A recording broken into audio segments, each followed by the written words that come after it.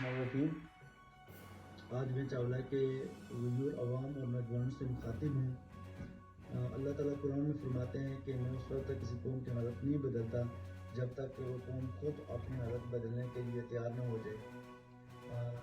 میرے چاولہ کے نوجوانوں اور میرے چاولہ کے بزرگوں اور بھائیوں میں آپ سے گزارش کرنا چاہتا ہوں کہ چاولہ کے ساتھ ایک بہت بڑی سازش کی گئی ہے، جس کی وجہ سے چاولہ کی ڈگنیٹی، چاولہ کی جو یکجہتی تھی، جو چاولہ کا ایک انڈسٹری کے ساتھ گئی ہے، اس سے چاولہ کی جو ڈگنیٹی تھی اس پر بھی ہمارے لوگوں کو اس کے ان فیوچر ہماری آنے والی جنریشن کو بہت زیادہ مسائل کا سامنا پیش کرنا پڑے گا۔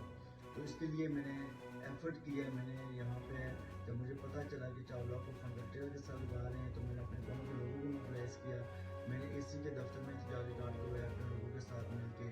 میں نے ڈی سی کے دفتر احتجاجی کارڈ کروایا، وہاں پہ میں چاولہ کے لوگوں کو لے کے گیا ہوں۔ پھر اس کے بعد میں خود مظفر آباد، میرے 4-5 ساتھی مظفر آباد گئے، الیکشن کمیشن کے سامنے ہم نے اپنا احتجاجی کارڈ کروایا، اور پھر سپریم کورٹ میں ہم نے ریٹ دائر کی، اور اس ریٹ کے نتیجے میں سپریم کورٹ نے جو فیصلہ دیا ہمیں، وہ یہ فیصلہ دیا کہ اس وقت الیکشن اناؤنس ہو چکے ہیں، الیکشن کے بعد اس کیس کو پرسیو کیا جائے گا۔